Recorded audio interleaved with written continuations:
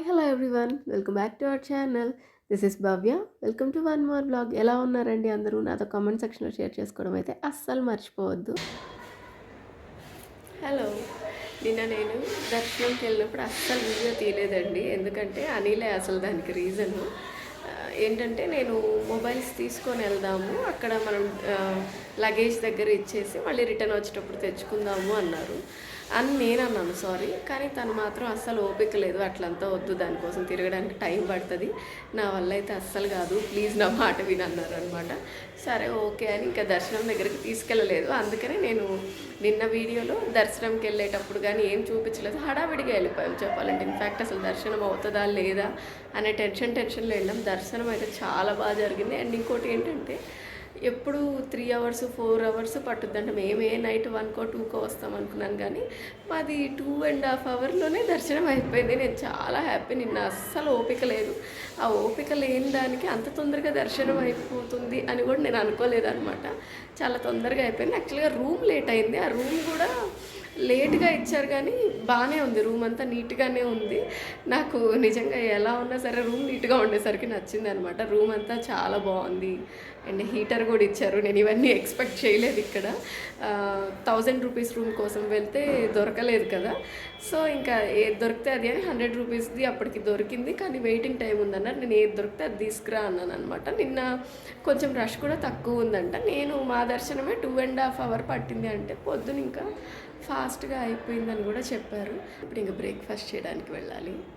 So ఇంకిద్దరం ready అయిపోయేసి breakfast చేయడానికి వెళ్తున్నాము. యాక్చువల్గా మా కాటేజ్లోంచి బయటకు రాగానే ఇక్కడ చాలా ఉంటాయండి బ్రేక్ఫాస్ట్ చేయడానికి మనకు ఆప్షన్స్. బట్ మేమేమనుకున్నామంటే ముందు స్వామివారి ప్రసాదం తినలేదు కదా, మనము బ్రేక్ఫాస్ట్కి అక్కడికే వెళ్ళిపోదాము అనుకున్నాము. అండ్ అది ఎంతో దూరంలో లేదనమాట, జస్ట్ మాకు వచ్చిన కాటేజ్లోంచి బయటకు వెళ్తే ఆ పక్కన బిల్డింగే. సో అక్కడికి వెళ్ళి తిందాము అని చెప్పి మేము డిసైడ్ అయ్యాము. ఇంకోటి ఏంటంటే నేను ఇదే ఫస్ట్ టైం అనమాట ఈ అన్నదాన ప్రసాదం దగ్గరికి రావటము. నేను ముందెప్పుడు రాలేదు. అంటే తిరుమలకి నేను 11.5 ఇయర్స్ ముందు వెళ్ళాను. దానికి ముందు కూడా ఒక 8 ఇయర్స్ ముందు వెళ్ళాననమాట. 2 సార్లు ఇట్లా ఈ ఫుడ్ తినడానికైతే రాలేదు. నాకు ఇది ఫస్ట్ టైం అనమాట నేను ఇక్కడ ఎక్స్పీరియన్స్ చేసింది కూడా. ముందెప్పుడు రాలేదు. కానీ నాకు ఒకటి మాత్రం నచ్చలేదండి. ఫుడ్ వాళ్ళు సఫిషియెంట్‌గా పెడతారు, అంతా చేస్తారు, కానీ జనాలు మాత్రం కొట్టుకుంటున్నారు. అదేంటో నాకైతే కొంచెం ఇబ్బందిగా అనిపించింది అట్లా తోసుకుంటూ అట్లా వెళ్తుంటే. అండ్ ఫుడ్ పెట్టే దగ్గర కూడా నాకు చాలా నచ్చిన విషయం ఏంటంటే ఇక్కడ నా ఆకు మీద కొంచెం మట్టి కనిపిస్తుంది కదా, ఫుడ్ ఆల్రెడీ పెట్టినారు కదా, నేను ఇక్కడ మట్టి ఉంది అని జస్ట్ ఒక మాట అన్నాను, వెంటనే నాకు ఆకు మార్చేసి ఫుడ్ సర్వ్ చేశారనమాట. చాలా నీట్‌గా మెయింటైన్ చేస్తున్నారు. ఒక సైడ్ ఫుడ్ తినేవాళ్ళు తింటుంటే ఆ వేస్ట్ తీసేసేదంతా తీస్తూ, ఆ ఫ్లోర్ కూడా మెషిన్ పెట్టి క్లీన్ చేస్తూ చాలా అంటే చాలా నీట్‌గా మెయింటెనెన్స్ ఉందండి.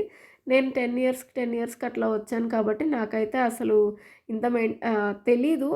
5 ఇయర్స్‌గా ఇట్లానే ఉంది మెయింటెనెన్స్ అనేది విన్నాననమాట నేను. అక్కడ నేను 10 ఇయర్స్ బ్యాక్ వచ్చినప్పుడు ఇంత మెయింటెనెన్స్ అయితే నేను చూడలేదు. ఓన్లీ ఫుడ్ దగ్గర అని కాదు, మిగతా దగ్గరలో కూడా రూమ్స్ వాటిల్లో కానీ ఎక్కడ ఇంత మెయింటెనెన్స్ చూడలేదనమాట నేను 10 ఇయర్స్ బ్యాక్. నేను ఇదే విషయం బయట కొంతమందితోటి అంటే పరిచయం అవుతారు కదా మనకి, జస్ట్ అట్లా మన పక్కన కూర్చొని ఉండేవాళ్ళు వాళ్ళు వీళ్ళు. వాళ్ళన్నారు లాస్ట్ 5 ఇయర్స్‌గా ఇలానే ఉంది ఇక్కడ మెయింటెనెన్స్, చాలా బాగుంది టీటీడీలో అని చెప్పి అన్నారనమాట. నాకు చాలా బాగా అనిపించింది అక్కడ మెయింటెనెన్స్ చూసినప్పుడు. అండ్ ఇంకా మేము స్వామివారి పుష్కరిణి దగ్గరికి వెళ్ళి కొంచెం అట్లా నీళ్లు చల్లుకొని వరాహస్వామి దగ్గరికి వెళ్ళాలని ప్లాన్ అనమాట. నెక్స్ట్ యాక్చువల్గా ముందు వరాహస్వామిని దర్శనం చేసుకొని స్వామివారి దగ్గరికి వెళ్ళాలి.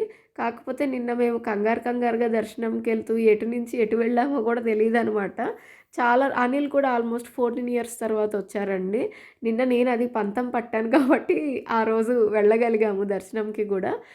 సో ఇంకా ముందు రోజు ఎలాగూ కుదరలేదు కదా అని చెప్పి ముందు పుష్కరిణి దగ్గరికెళ్ళి జస్ట్ అట్లా వాటర్ తల మీద చల్లుకొని వరాహస్వామి వారి దర్శనం చేసుకొని ఇంకా బయటకు వచ్చేసామన్నమాట.